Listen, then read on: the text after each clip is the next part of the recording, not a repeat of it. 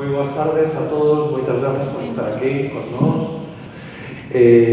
Bueno, que é moi importante, me gustaría subrayar antes de nada, a importancia que Caosmos, nesta exposición de Antón Patiño, teñen estes encontros, estas conversas, estas presentacións que intentan recoller os aspectos que están máis alá da pintura ou dentro da pintura, dentro da liña da pintura, pero doutro xeito, no? Doutra maneira.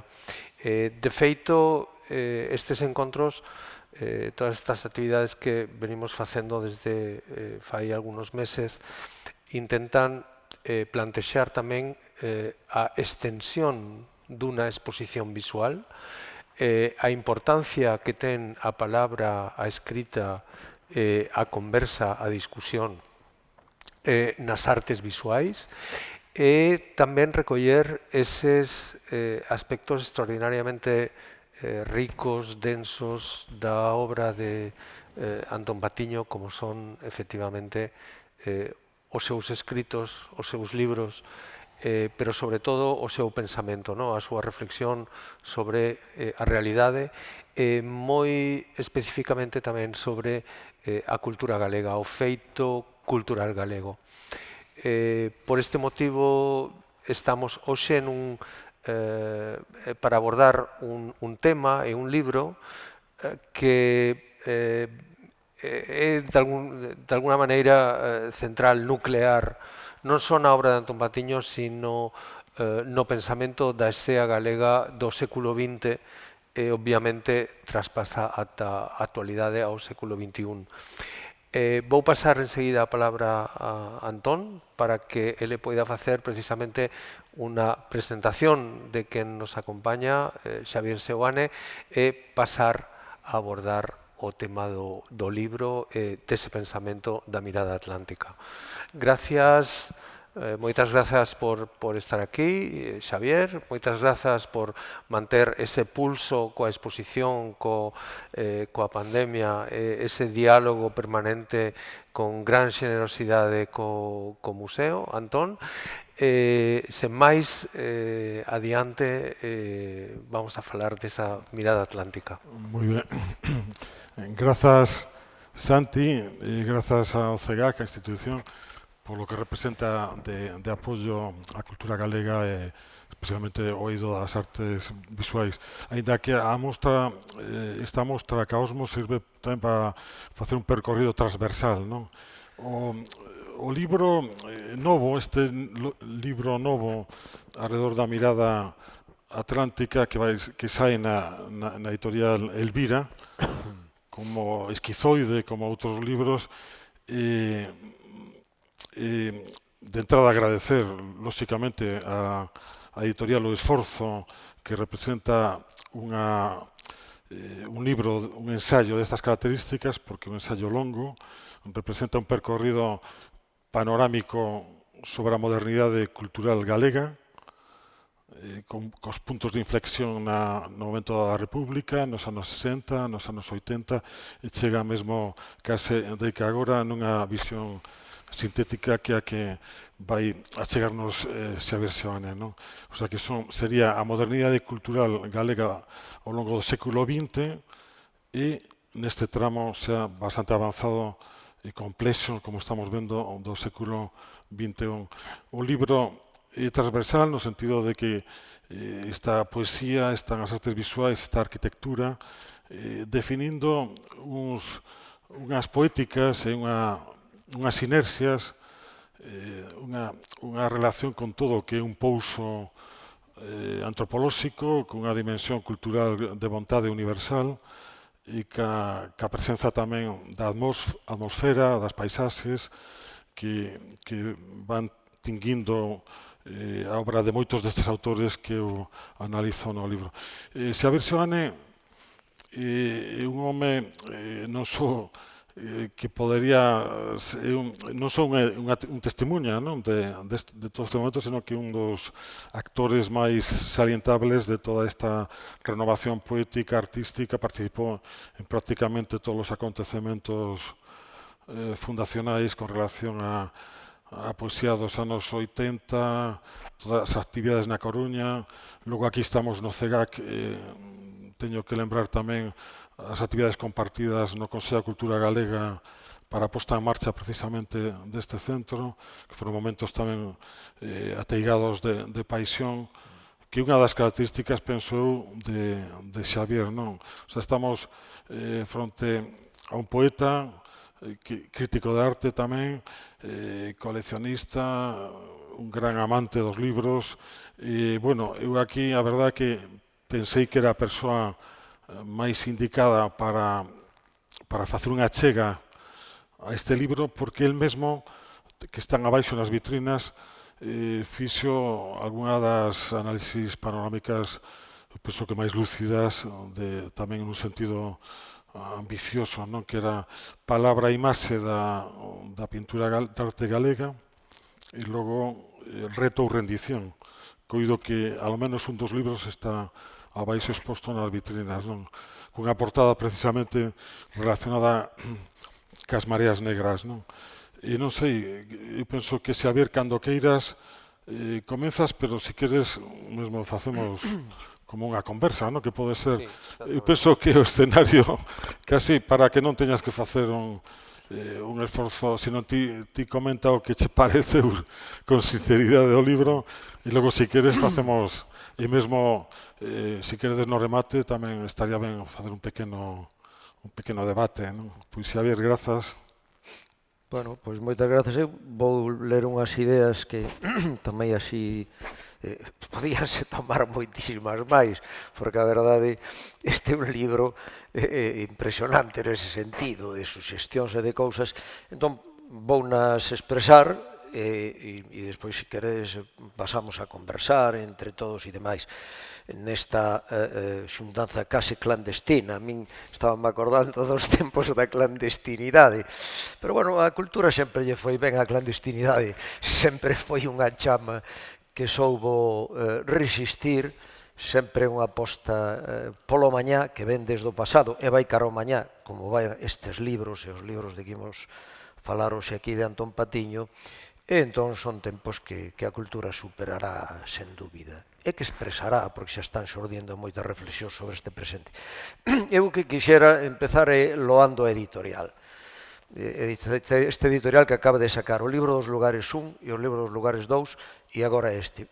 É como unha triloxía por chamar de alguna maneira, son 3 libros que teñen moitas sinerxías e puntos de comunicación entre eles, e a min me parece que realmente son dunha trascendencia cultural extraordinaria, que unha editorial galega nova, que non ten moitos anos, aposte con diseño axeitado e moi fermoso neste momento tan duro por estas cuestións, casi me parece un milagre, e me parece unha aposta a loar e a potenciar e promocionar no que a min polo menos respecte, porque me parece absolutamente laudatoria esta cuestión. Antón Patiño é un artista moi plural, e digo isto porque, claro, conecta co libro, é escritor, pero falamos sempre do pintor e demais, as actividades das artes plásticas, pero ele é un escritor xa. O corpus que ten xa de libros escritos, pois é un escritor. Ten poesía, como ensayista, é un ensayista absoluto das nosas letras. Canta xente aí en Galicia, que incluso vindo desde o ámbito das letras ten un corpus escrito ensayístico como ten el. Non son extensión, sino en intensión, realmente, en intensidade. Entón, é un intelectual moi completo. Ele é fillo de libreiro, eu creo que isto é moi importante. É un home que lé, e a lectura sempre está detrás da fundura realmente da información.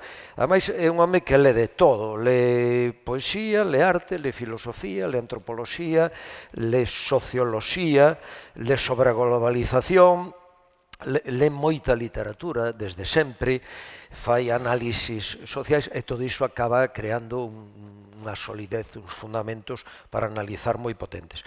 Entón é un gran teórico, eu creo que é un teórico, hai artistas que son moi interesantes, pero non teñen esa dimensión teórica. Todos coñecemos artistas que logo incluso lles costa moito falar incluso da propia obra del. Antón Patiño é un home que ten, ademais do seu discurso creativo, poético na visualidade, pois ten un discurso teórico que é clave na nosa cultura e que se ve desde os tempos que era moi novo, nos anos 70, con todas esas actividades e todo ese pensamento e toda esa capacidade de xerar proxectos, vese Coda Atlántica e vese neste libro a mirada atlántica que empatiza con todas estas cuestións. Entón, é un home dunha gran efervescencia, fertilidade creadoras, e ten unha gran paixón, unha grande enerxía. Entón, que parece así un home moi serio, de presenza, despois é unha dinamo, non é? É un bule realmente extraordinario. Pero nel a razón e a emoción se equilibran. Eu sempre lembro aquelo de Octavio Paz de a paixón ten que ser lúcida. É dicir, a razón non pode eliminarse, pero a paixón tamén ten que estar en esa dialéctica. Eu creo que ele construye moito desde esa postura. Este Mirada Atlántica, este libro, o título é moi clave e aí despois podemos falar de toda esta cuestión, profundizar, porque aí hai moito realmente, non poderíamos abranguer hoxe todo isto da cuestión da mirada atlántica. Son 25 anos de traballos e crea unha itinerancia da modernidade creativa e cultural galega. Porque, ainda que máis ben se centra nas artes plásticas e esta poesía, están moitas máis cousas. Hai elementos de cinema, de arquitectura, de deseño, de música, dentro desa mirada aberta que el ten. Hai un compromiso esencial e radical coa arte e coa cultura, coa comunidade, de caso no noso país, Galicia, e coa historia. Esa dialéctica que sempre estivo no ele entre o Genius Loci e o Zeitgeist. É un libro,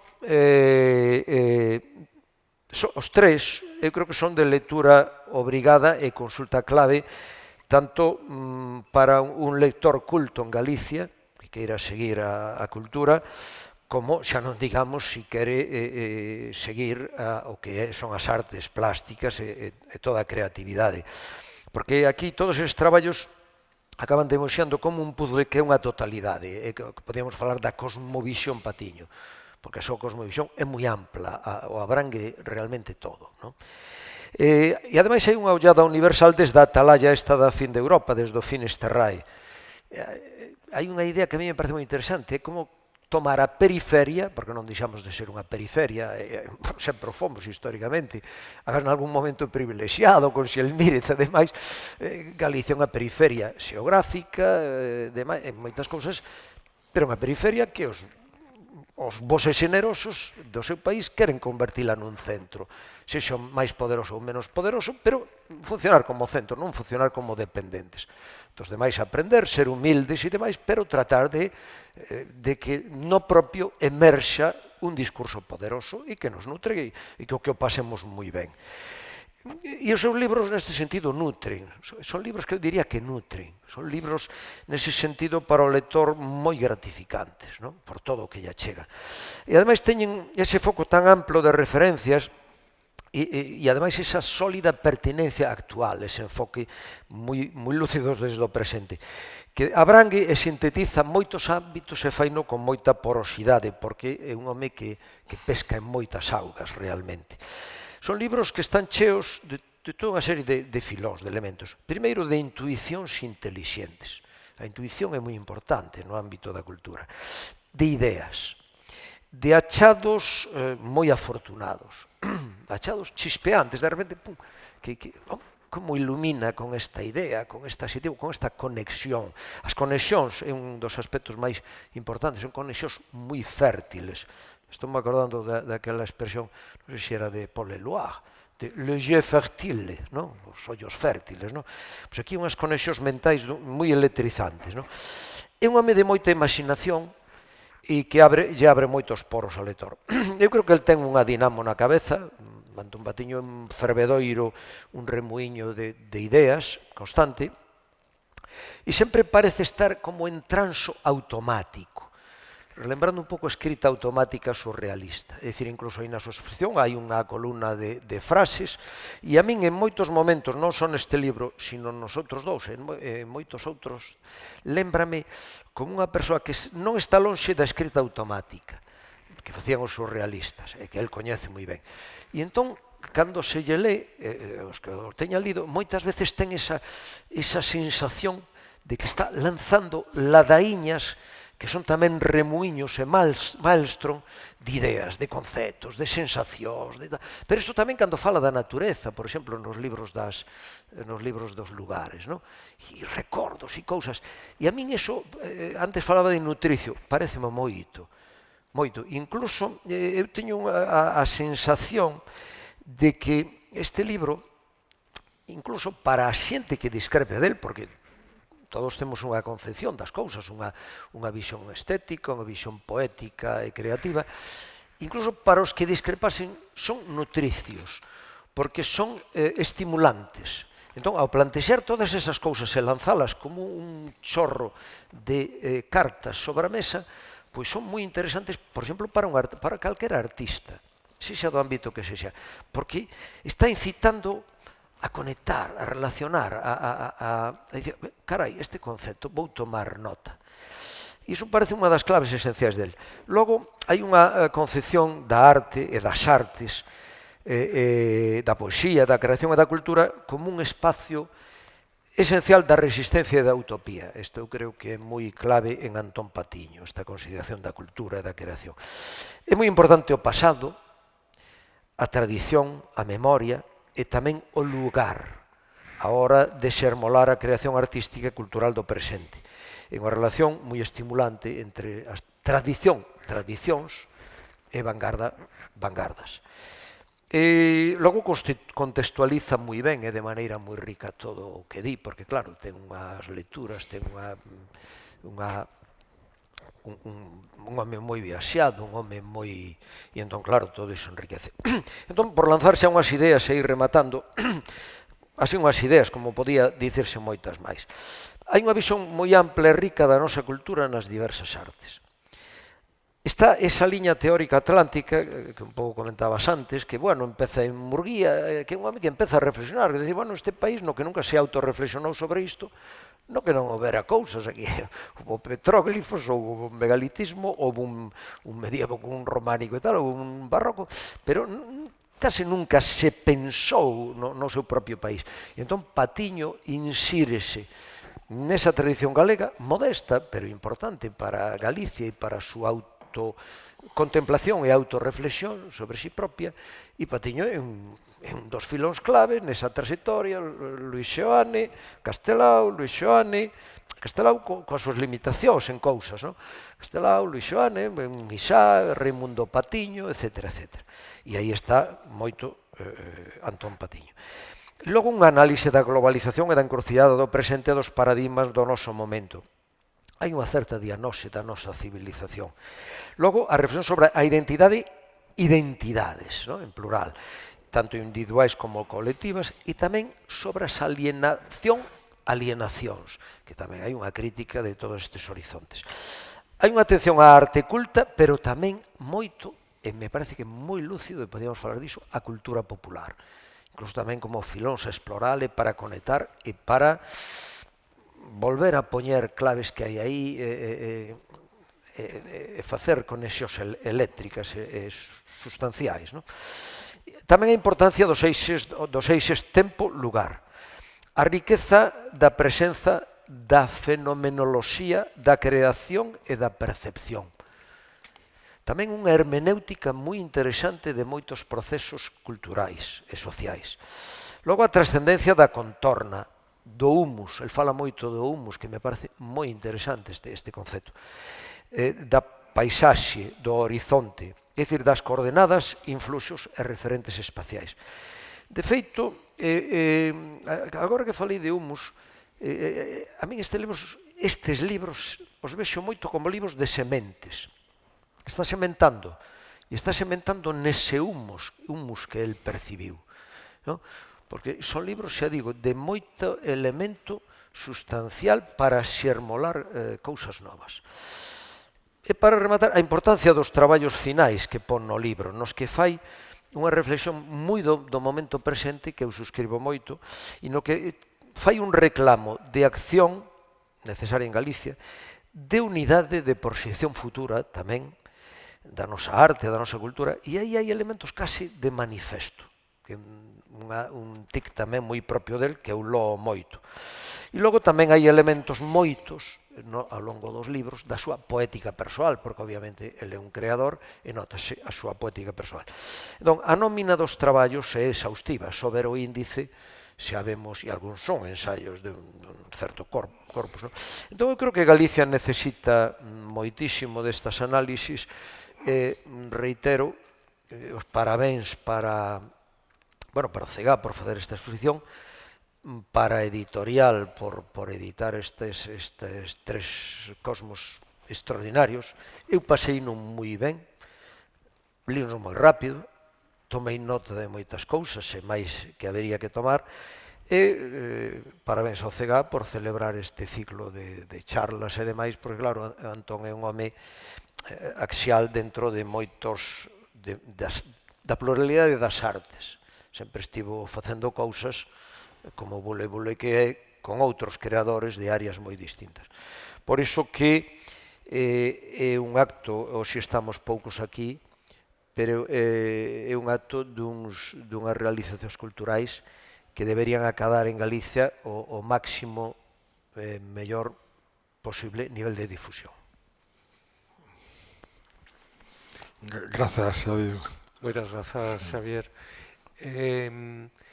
Para incidir no libro, Antón, esa idea do atlantismo, do Atlántico, do mar, desa mirada marina, é unha constante tamén nas túas preocupacións, está de algún xeito tamén contaminando ou mergullada coa paisaxe, pero tamén coas vivencias de moitos outros escritores e artistas. Ti mesmo, Xavier, nas túas reflexións, esa presenza do atlantismo, do Atlántico, que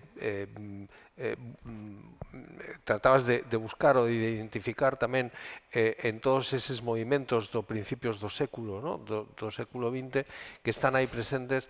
Como foi a túa experiencia direita dese feito, Antón? Como chegaste tamén, porque está tamén o interese por Lugrís, hai moitos cabos, non? Sí, é un urdido, digamos, unha polaridade, un campo magnético tamén, se queremos, unha cartografía cunhas coordenadas moi amplas. Non é unhas tesis que haxa que, digamos, que definir un corpus doctrinario nos puntos, senón que eu achégome a uns creadores, non? Entón, a conclusión sacase, claro, son 600 páxinas, non? Despois de facer ese percorrido, onde podemos falar de Lugrís, o pintor, pero tamén está o Lugrís pai, que é o fundador de gran cantidade de referentes da Galiza moderna, non? Aquí mesmo Antonio Bonet Correa fixera a mostra Galicia moderna, non? Entón, eu parto aí desa figura poliédrica fascinante que se chama como noso amigo, que é Luis Seoane, que compartir ese apelido con... E Luis Seoane comeza o libro, digamos, aí, non? Comeza o libro alrededor desa fronte poliédrica enorme de actividades dun home que morreu, por outro lado, relativamente novo, con 69 anos, que sorprende, non? E logo hai un momento que Seoane xa entra en relación con Raimundo aí, non? Que foron amigos, pero no propio... E logo aparece Castelao, non? O diario de Castelao, que co posicionamento tan refractario á vanguarda e á modernidade, non?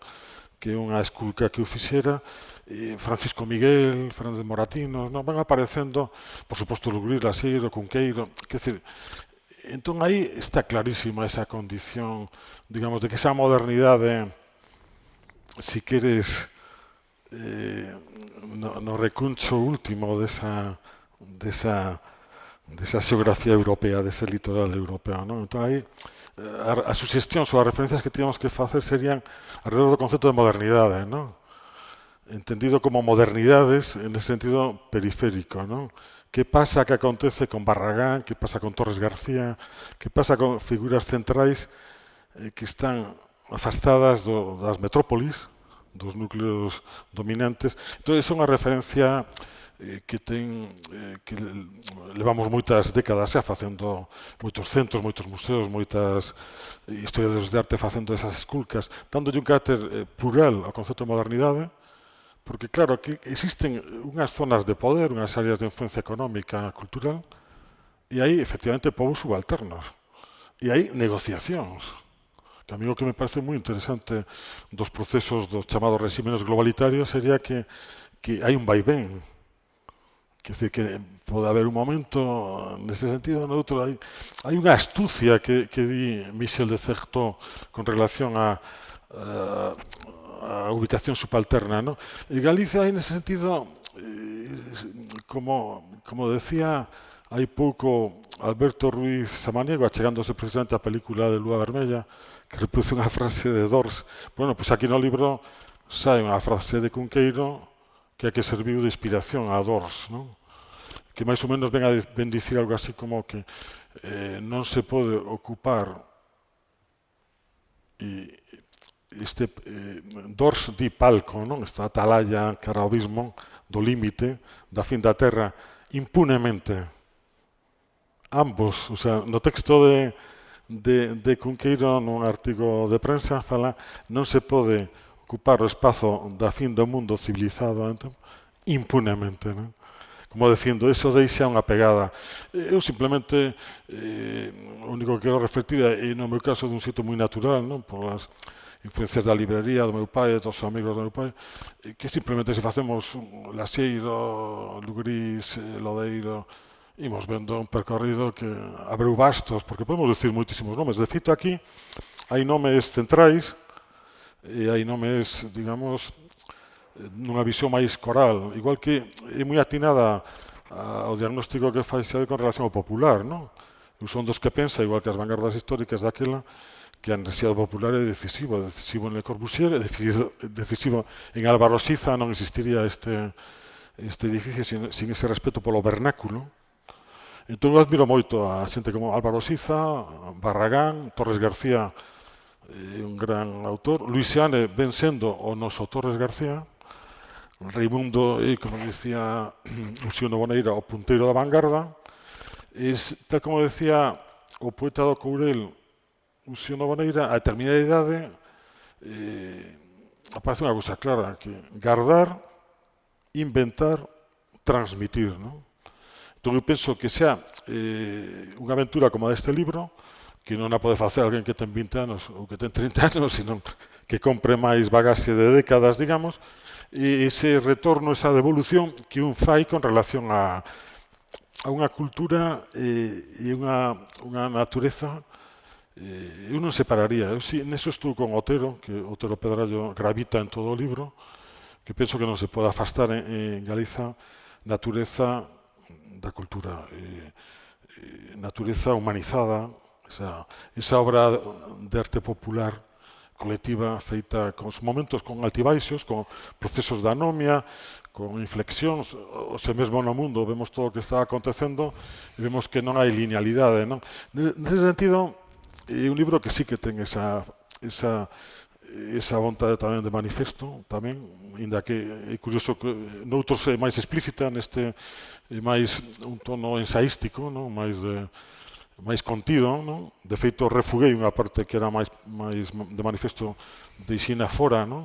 Porque xa estamos falando dun libro que é moi ambicioso en términos casi de edición, de corrección, de un traballo de artesanía tremendo, non? A propia corrección dos textos, cando falas de 600 páxinas, é un labor que bueno, afortunadamente a editorial con Arancha e sobre todo con moito tempo de vagar, por eso os tempos agora son bons para a artesanía, para o traballo Son tempos interesantes estes no sentido de que é tan duro sitúa a condición humana nunha encrucijada de vida e morte, que, por certo, é moi de Lois Pereiro, non? Que é outro autor moi presente, igual que Oroza, non sei, simplemente se dixéramos a nómina sería exhaustivo, sería tremendo, non? Decir, é máis interesante tal vez defender un posicionamento dunha modernidade periférica, se queremos, dentro periférico con relación a Europa, se queremos, e tamén esa posibilidade que hai da cultura en España, digamos, de impregnala de verde e de imaginación, non? Tal como dicía Francisco Umbral, que por certo está tamén a referencia a esa, contra o ano 83, que é curioso porque fixerase en Madrid un balance sobre a cultura galega que organizaba Inés Canosa e tamén outra xente no Banco de Bilbao. Ele estuvo vendo esa mostra, non? Francisco Umbral, e dixo que Galicia viña a ser algo así como a reserva imaginativa da península, non? Entón, aí de seguido, Torrente Ballester, Camba, Cunqueiro, ían saindo todos os nomes dos escritores que a él resultaban fascinantes e que consideraba que tiñan un denominador común alrededor das néboas, do expresionismo, Valle Inclán, por suposto, claro, outra figura que está tamén gravitando. E o que sinto, porque o tempo é un percorrido, como se pode decir, sintético, non? Como a vista de pasearo, non? O que sinto é eso, non poder dedicarle máis espazo a Valle Inclán, pero bueno, porque está logo pigmentando todo, non podes entender o que sei a dimensión escultórica de Leiro sen ter estes referentes de Valle, non? Entón, eu penso que é interesante, de cando en vez facer un alto, mirar así como dende unha certa perspectiva e logo isto sin ánimo polémico, pero sí lanzar unha certa idea dun canon, non? Que eso sí que este xeito de dicirlo pode ser un pouco provocador, pero non é un libro con afán polémico, creo que decía Xavier, non? Que é un libro moi aberto, todo o mundo ten cabida aí, penso, non? Porque no mundo da arte están, digamos, os nomes máis recoñecidos, pero logo está tamén todo unhas fervenzas alrededor das tertulias, da dinámica colectiva que ten a calquera, digamos, aventura artística, non? Entón, eu penso que hai unha inflexión potentísima na Galiza dos anos 30, acontece o mesmo na Galiza dos anos 60, de novo hai un estoupido na Galiza dos 80, e tal vez agora esteamos xa, porque non sei se hai unha cadencia, pero penso que agora podemos estar empezando a nun xérmolo de algo tamén potente, non?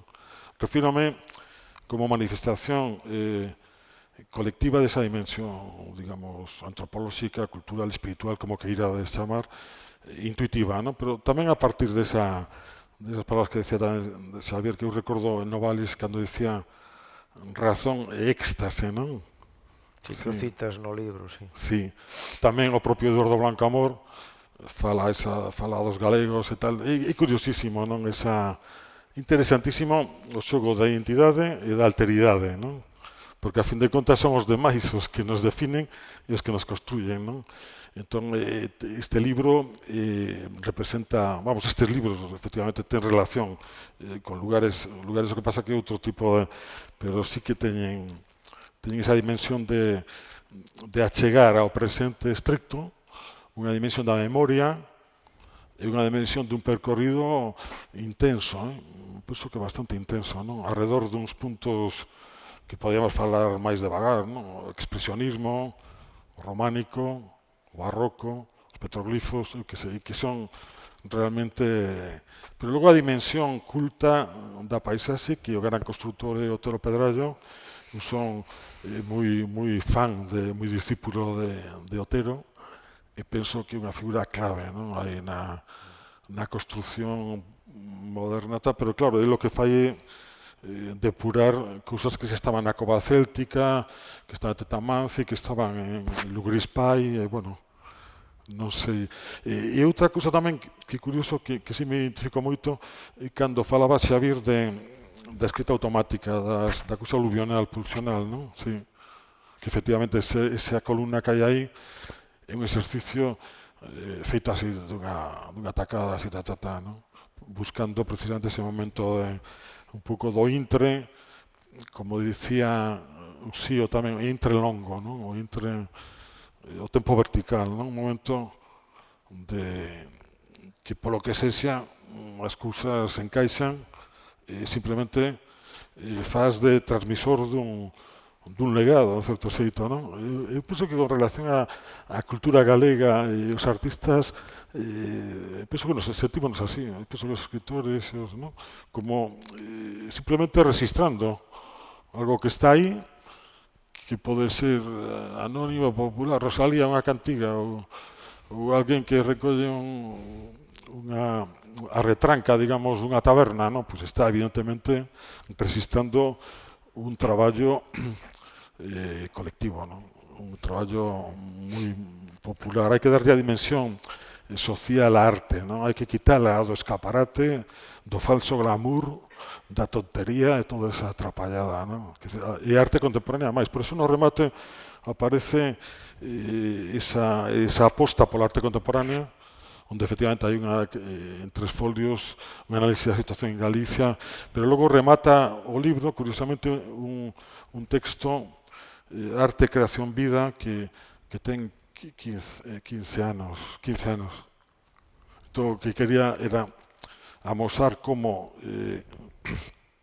nunha recopilación de traballos hai un fío, hai unhas recurrencias. De feito, eu pecho aí o libro tal como comenzaba, non? Cos mesmos autores, dicindo máis ou menos o mesmo, non cambiei nada dese artigo do 25 de xullo de hai 15 anos, está tal cual. E o anterior, o penúltimo, ese sí que está analizando a situación de arte contemporánea na pandemia en Galiza, non?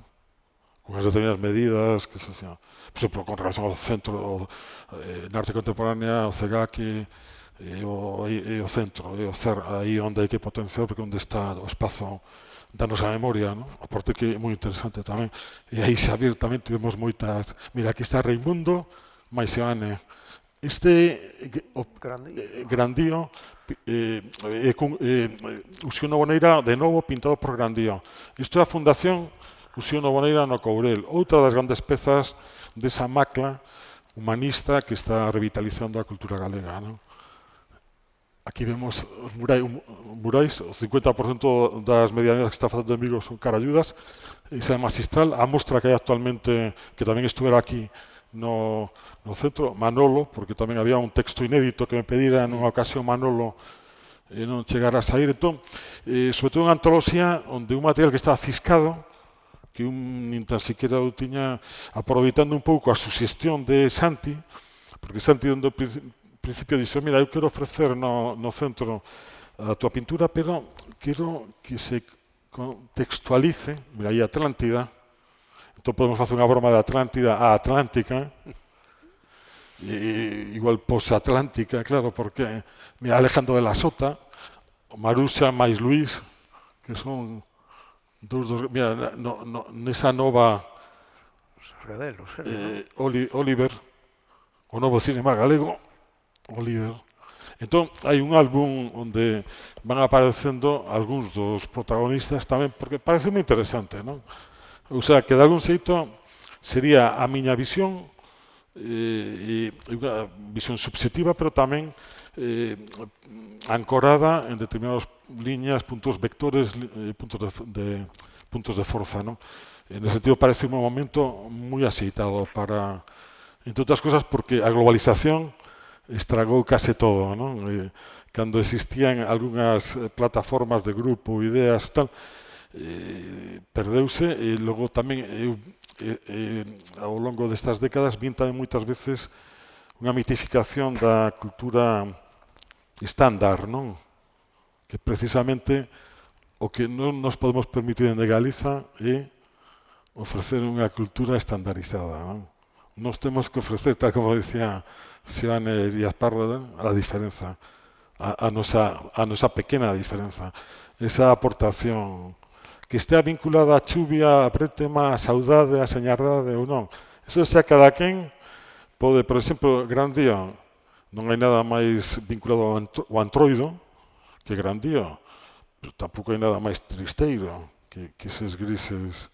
O se vemos Laxeiro, parecen máscaras, carnaval, tal, pero o que latexe aí é o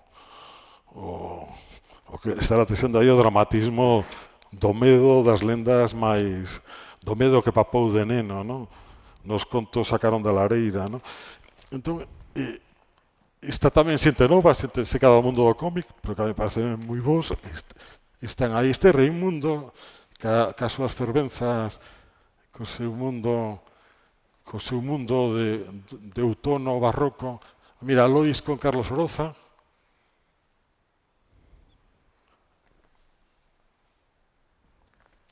A visión dos petroglifos da... Entón, na parte última hai ese apéndice de visual para darlle tamén a un libro que ten moita importancia as obras de arte, darlle unha pequena testemunha, non? Que tamén é outro esforzo dende o punto de vista editorial.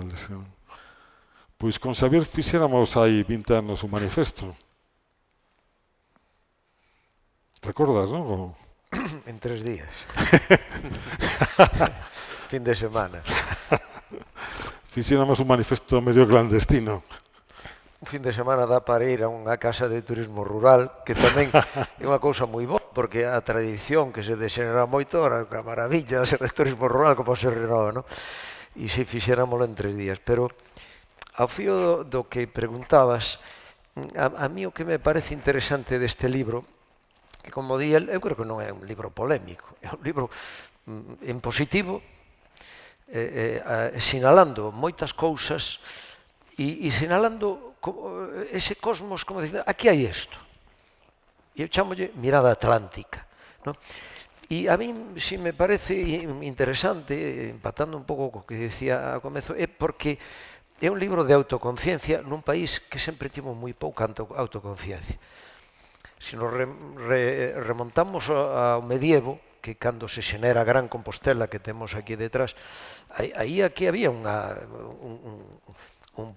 unha situación moi interesante naquel momento. Algúns falaban da pequena Francia, isto recorda tamén moito Luis Xoane. E de repente, por circunstancias históricas complexas, Galicia, sobre todo a partir do 15, pero a decadencia xa viña antes, é un país que acaba sendo descabezado de elites, carente de elites. As elites son absorbidas desde Madrid, as elites son laminadas, nalgún caso de algúns nobres e demais. Entón é un país absolutamente descabezado, que son unhas...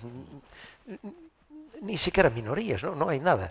Empeza no século XVIII con Feijóo, pero sobre todo con Sarmiento, unha autoconciencia sobre o país. Bueno, cuidado, que aquí hai isto que... Pero claro, Sarmiento aínda non se publicita moito no seu tempo, aínda se están agora descubrindo cousas e analizando e estudando. E entón empeza un pouco no XIX ese país a pensar sobre si mesmo, sobre todo con Murguía, algúns precursores anteriores e demais, veñen, claro, Rosalía de Castro, Pondal, os artistas.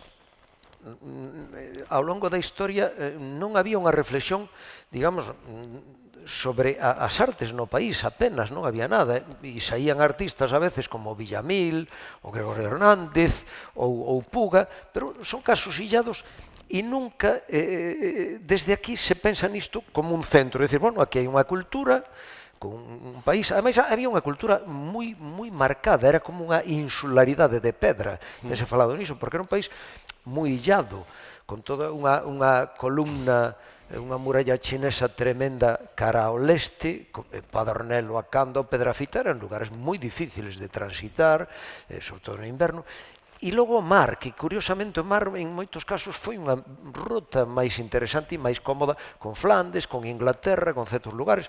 Por aquí pasaba todo o mundo, pasaron os vikingos e logo outra serie de xentes e demais.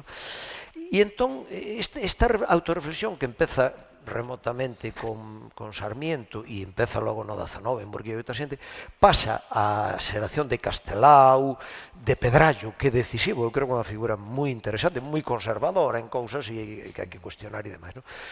E entón, esta autorreflexión que comeza, que vai ter en Luis Xoane o teórico, pero sobre todo o teórico cando xa se destruíra iso, porque ven a Guerra Civil e, como diste, a vanguardia histórica galega foi laminada en gran parte, algúns os asesinan, os matan e outros teñen que emigrar. Aquí, Luis Xoane emigra, está fora tamén Colmeiro, logo vai, bueno, eses exiliados, e logo emigran tamén Laseiro, e logo tamén o grupo que se configura nos 60 tamén acaban emigrando case todos. Ou están nun exilio interior como estaba Lugrís, ou como estaba aquí Colmeiro, ou estivo Maside nun exilio interior terrible. E ao longo de todo isto se vai xenerando un pensamento que vai reflexionando sobre este país e como é e nas conexións dos artistas e do seu proceso poético, creativo, desde a interioridade, non só co exterior, sino coa contorna e cos elementos que hai aí, digamos coa leira, co país. E nesta liña, que logo ven Raimundo Patiño, ven outra xente nos 80 e demais, ven o da Atlántica, que é como un rexurdir. E foi un título, eu creo que afortunado, ainda que empeza coa reflexión coa Escola do Pacífico, pero creo que, paf, aí tive unha intuición moi poderosa, non? E entón, eu a Patiño, a Antón, insiro nesa liña. É dicir, é un home que, desde aquí, el ten a súa obra creativa, e logo ten unha obra de reflexión que se ve moito nestes libros e nos outros libros tamén de teoría da arte ou na súa poesía ou noutros momentos ou en artigos, e el di, bueno, pero que aquí hai un tinglado moi denso e un tinglado que foi moi humilde ao longo da historia e que periférico, incluso suscitaba risa, é dicir, a cultura galega non suscitaba precisamente no exterior senón que había unha lenda dun país deprimido, e a mí nese aspecto me parece moi interesante. E el o que sinala é uns filóns que non ten por que seguir ninguén, pero que eu creo que son elementos antropolóxicos, culturais, históricos, sociais, de mera mirada e de mera porosidade. É dicir, o tema ese, por exemplo, da pedra, non? Claro, a pedra, hai artistas para que o que é un elemento moi importante, este granito, non? A madeira e certos rasgos toscos desta cultura e primitivistas e primixenios. Hai moitos momentos en que Antón Patiño reflexiona sobre algo que é moi interesante e que, como Galicia foi un país menos industrializado, menos desenvolvido, máis periférico, a modernidade entrou moito máis tarde e mal e arrastro, é como se quedase unha reserva maior de épocas primixenias, do que el chama de tocar a orixe. Porque aí hai intuicións moi interesantes nesas reflexións. E a mí eso me parece moi interesante. E entón elementos que aparecen moi toscos e moi primitivos e moi preindustriais e demais, que agora están ademais entrando en unha relación de choque dialéctico moi forte e ás veces acultural e brutal coa modernidade. Bueno, Valle Inclán era un exemplo tamén un pouco xa desta cuestión, Laseiro algo, pero por exemplo vemos en Pestana, vemos un Leiro, vemos unha serie de registros, certos intereses por dinámicas artesanais e manuais que pode haber nun vasallo ou noutra xente. Entón, eu creo que ele está poñendo a énfase en realzar elementos desta contorna concreta e poñéndose en relación, porque senón sería moi triste, moi provinciano e moi lamentable, poñéndose en relación co universal e co globalización. E entón, para min aí está facendo algo que ten unha capacidade programática moi grande, porque está como dicindo, señores, aquí hai un programa de traballo moi amplo. Isto non ten por que seguilo ninguén. Pero aquí hai unha serie de cousas moi relevantes, moi interesantes, e que teñen, ademais, presenzas reflexivas ou teóricas ou emocionais e sensibles e analíticas moi poderosas, como o caso de Pedrallo, o caso de Cunqueiro noutro aspecto, o tema do humor, cando estabas enumerando estes aspectos destes Valle Inclán, non sei que, Julio Camba, tal, realmente, analizaba estas cousas hai pouco, a aportación dos galegos ao humor, a risa, a retranca, a ironía, é moi grande. Para ser un país tan pequeno, só só os que fixeron isto en castelán, Fernández Flórez, etc., toda unha xente impresionante, non? Pero que logo collemos os galegos, a lista é increíble, e os galegos que logo na América, nestes lugares. Entón, a min, isto é o que me parece interesante de Antón, entre outras liñas, non? Porque el tamén está moi en contacto coas vanguardas e con todo, e aquí está sempre a efervescencia dos grandes movimentos da contemporaneidade. Pero tamén está toda esa bagaxe e todos esos estratos e sustratos que me parece moi interesante. Pero como dixo el antes, dixo el, e eu sempre o teño dito tamén moito, cando me tocaba facer estas reflexións teóricas sobre Galicia, isto non é para poñer unhas tabuas da lei e decir, isto é unha identidade así e ten estas formulacións, un catecismo, primeira tal, segundo tal, como un decálogo. Non. E a min iso me parece moi interesante e me parece moi propicio e pertinente non só para o público xeral, sino para os creadores. Sí, hai unha cousa que me gustaría recordarvos ou subrayarvos, que para min é moi importante neste panorama, ¿no? nesta escena da que estamos falando, que é unha escena cultural, tamén dun xeito psicolóxico, antropolóxico, simbólico, que é a presenza do fantástico, pero ligado a realidade, non? É un fantástico realista, non? E que se pode apreciar en moitos autores contemporáneos, non? Desde Lamazares, Menchu Lamas, a túa obra, Leiro, incluso escultores como Vasallo, como Silverio Rivas,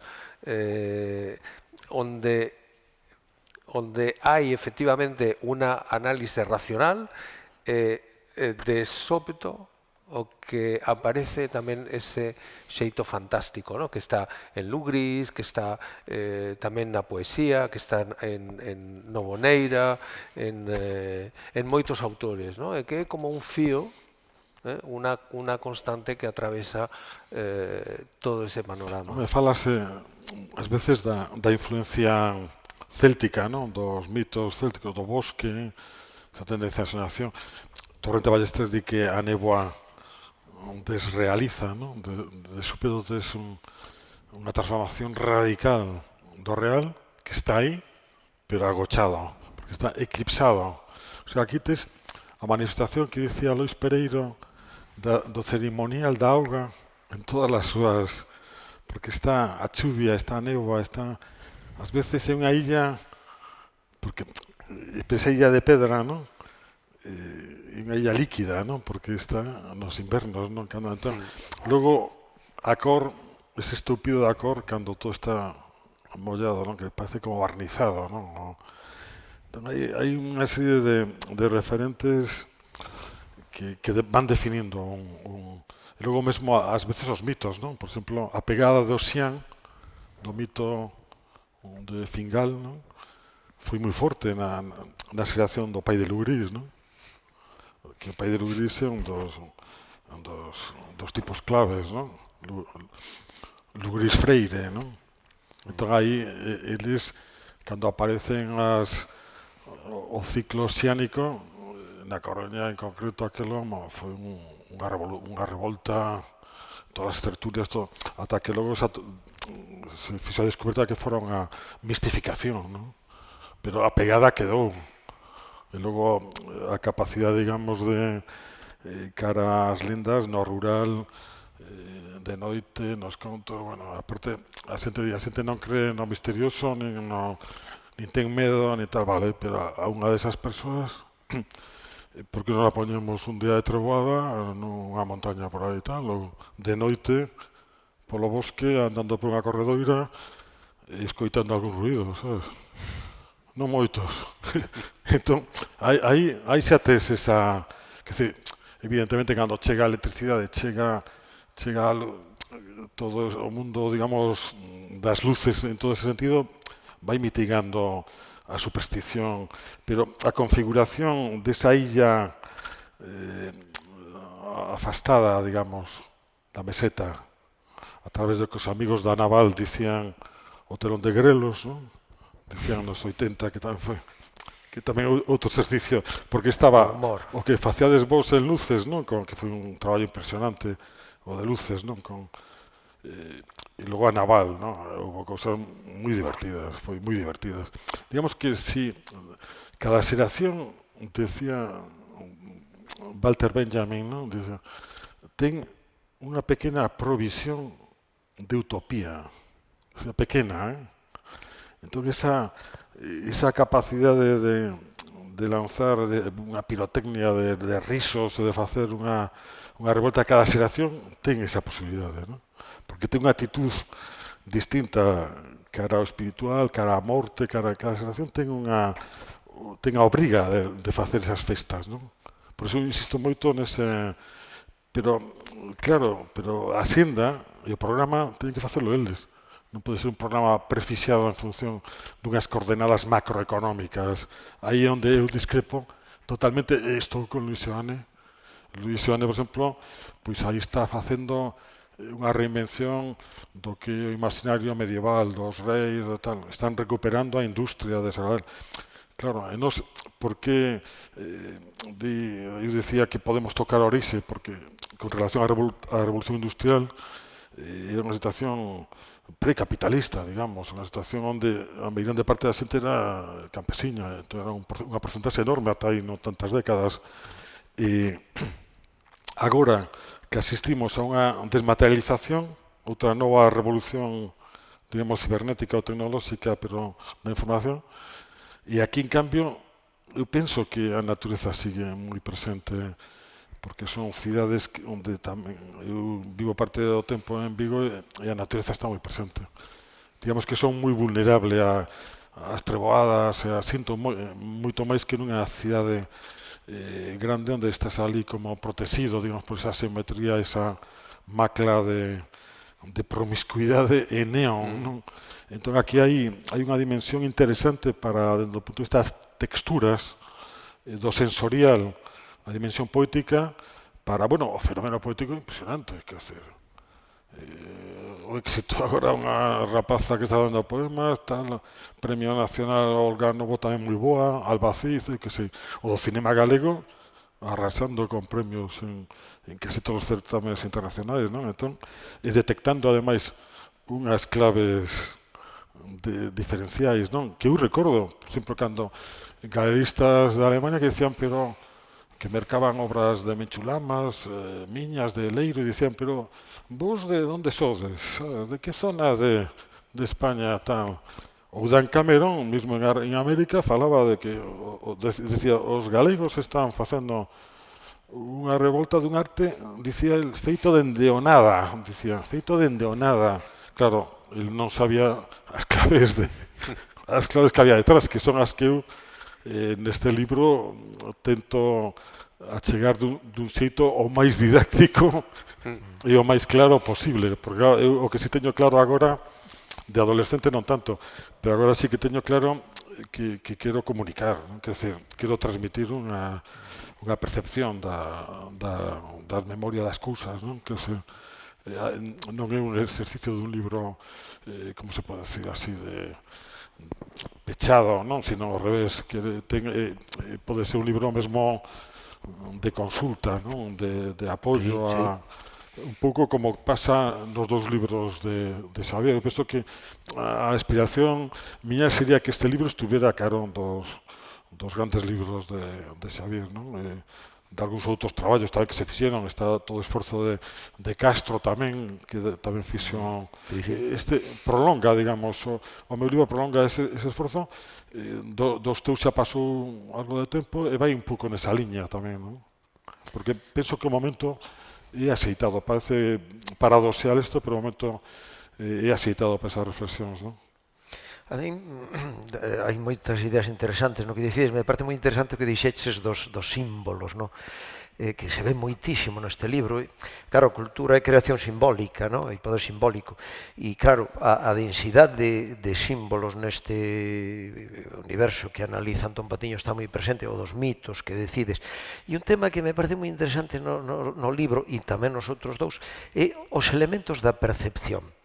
Eu, cando falaba antes do nutricio, é que noto como lector, unha persoa que está sentindo esta cousa táctil, aquela visual, aquilo auditivo. Iso é moi enriquecedor para calquera persoa e moito para os artistas, porque lles otorga elementos de enriquecemento. E logo o que dicides tamén desa fantasía, esa imaginación. Cando dixeches, lembraba, por exemplo, o título do cadro Trasmundo de Laseiro, que é como un certo pórtico da gloria, en certa maneira, pétreo tamén, pero transmundo, no?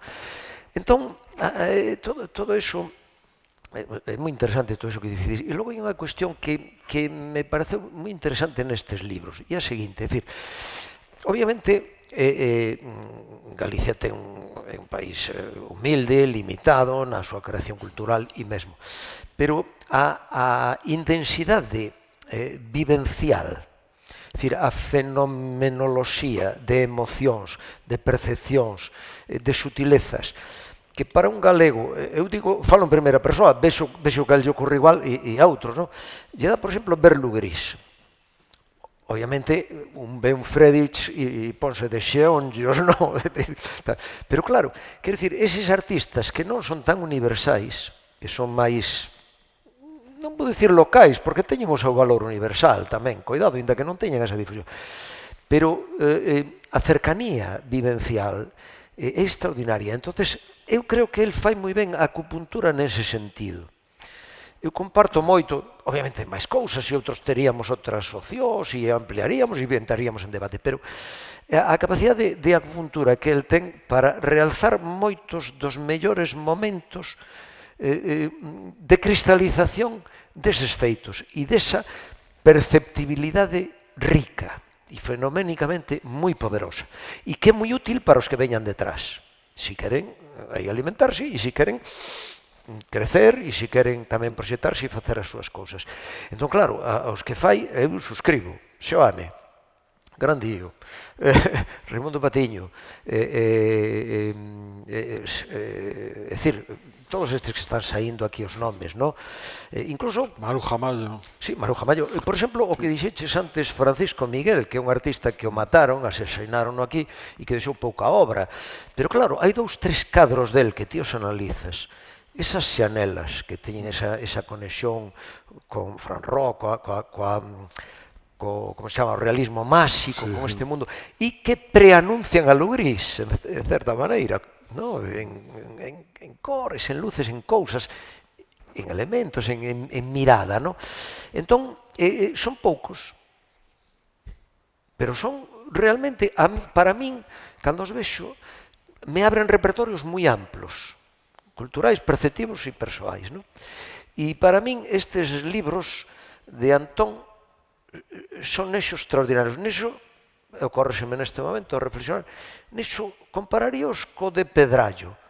Pedrallo, cando estás lendo os ensaios que fai el sobre a paisaxe, que son portentosos, porque che revela iso, cando a Pedrallo di algo así como, non sei se o estou citando ben literalmente, non sei que, el Atlántico, goberna os procesos e as formas.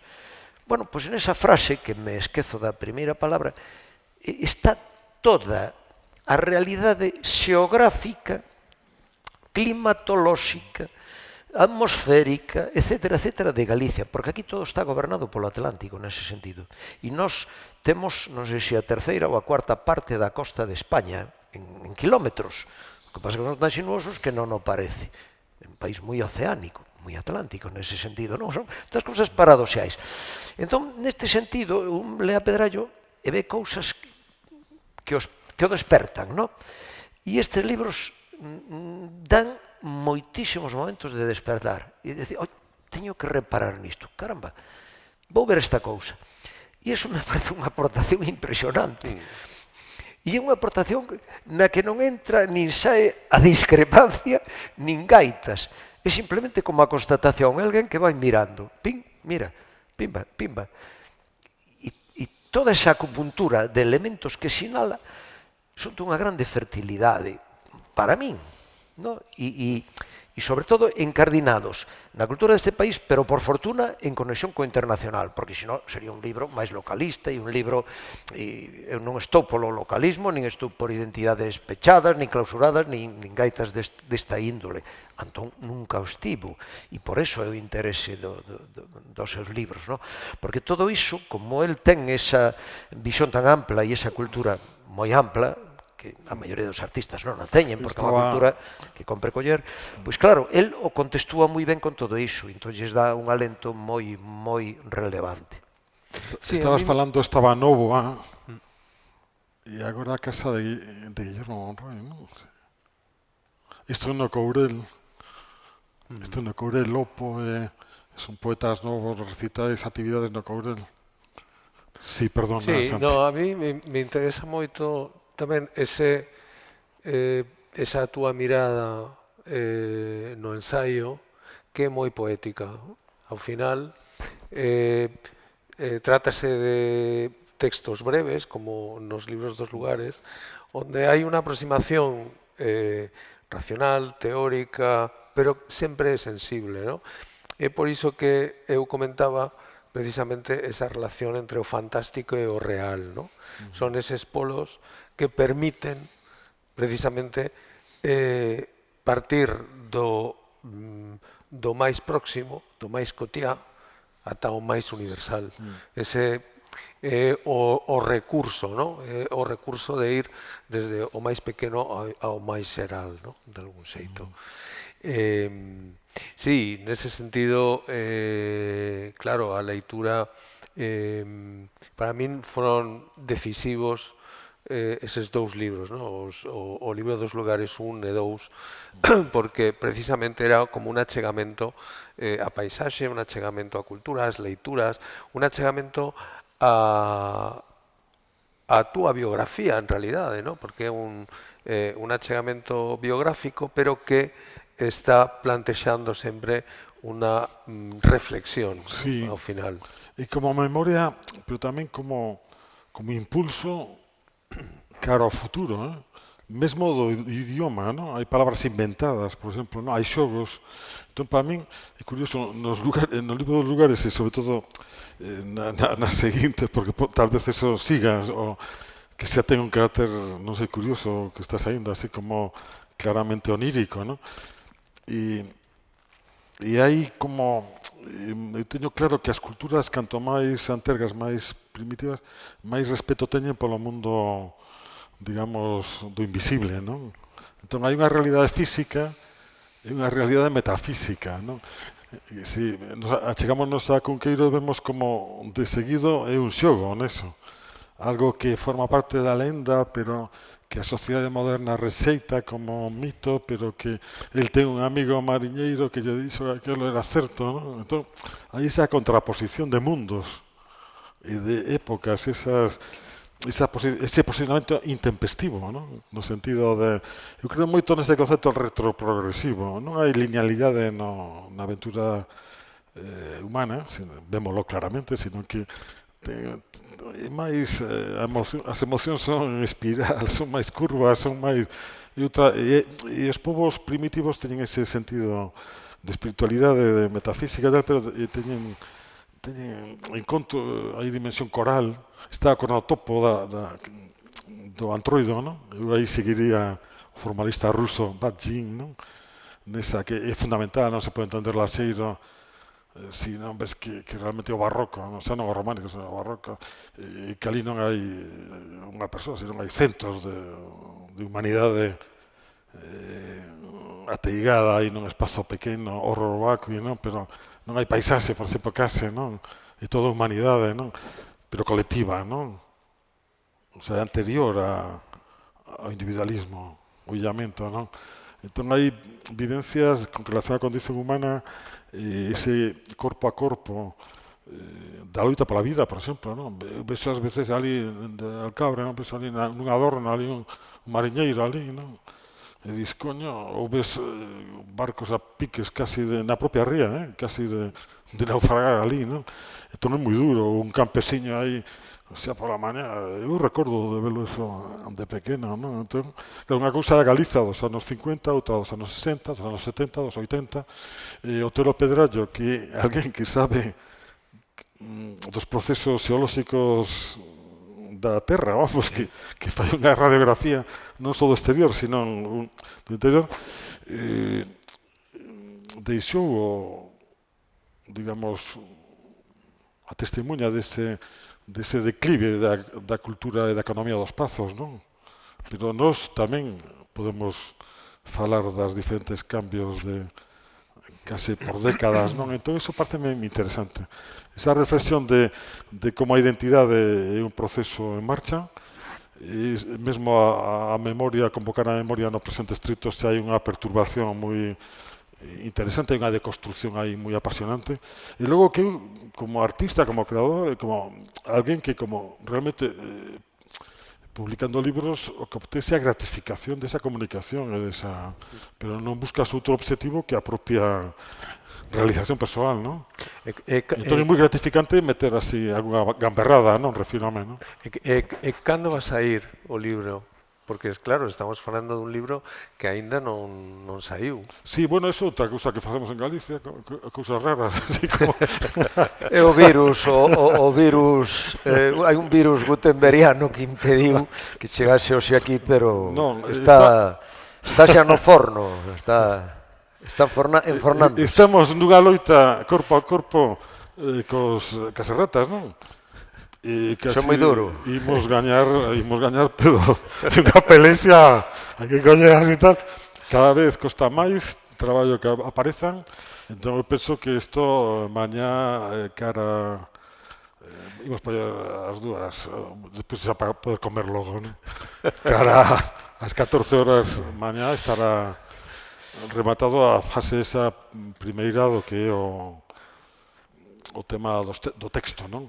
Logo ven, porque claro, unha cousa que a xente non sabe cando merca un libro é o traballo tremendo de artesanía que hai aí, non? A cantidad de profesionais que hai, do mundo da imprenta, transporte, libreiros, pero o momento previo a confeccionar un libro, vamos, a confección dun libro, é un traballo tamén que reflicte moitos estadios da civilización humana. É moi interesante. En realidad, todos os obxectos así, o habano, o paraugas, o libro, son inventos que teñen un futuro moi grande, porque, non sei por qué, pero son estes elementos que se empregan e que son como máxicos, non? En Galicia, por exemplo, que falla calquera de nós en un paraugas, non? Ben, polas limitacións da pandemia e da alarma do COVID, etcétera, non podemos pasar o micrófono como normalmente se facía, polo tanto, bueno, vamos a pechar aquí, podíamos estar falando máis, pero temos aínda mañán un encontro co grupo Rompente, de novo tamén con Antón Patiño. Aínda quedaban algunhas prazas, sabedes que temos os aforos moi limitados, pero sobre todo tamén afectou o feito de que o Concello de Santiago está, digamos, claro, perimetrado, ¿no? Polo tanto, todo é un pouco máis difícil, pero vos esperamos mañá tamén, que sería realmente o último acto, o último evento deste proxecto tan extraordinario, Caosmos. Bueno, moitas grazas, Xavier, por poder estar aquí con nós, e de novo moitas grazas, Antón, por esta xenerosidade. Grazas a ti, Santi, e ao museo.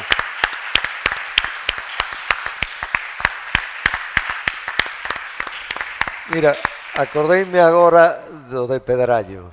Chama ao Atlántico. Fíjate que podía ser un título do título. Chama ao Atlántico. Goberna os procesos e as formas. Que é unha cita que podía ir de inicial no... Nada máis. José María Castroviejo, a Sinfonía Atlántica que di, Castroviejo que outro nome... Sei moito material.